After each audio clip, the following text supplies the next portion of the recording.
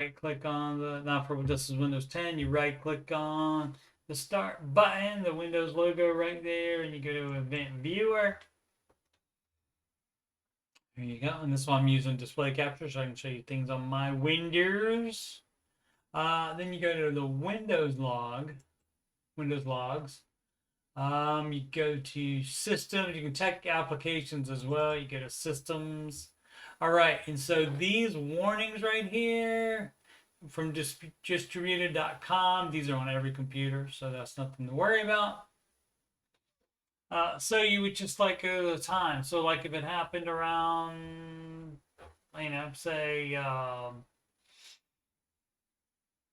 5 a.m. this morning, you would look at that right there. But again, like I said, these distributed those are on every computer. So those aren't anything to worry about. But that's where you check for that. Again, you can do application as well at the same time to see if it downloads something or log something rather to see if it's an error. And let's see if I can find you an error. An error would look like that. Application hang. What did I have? That was that hanging on the 20th. Internet Explorer.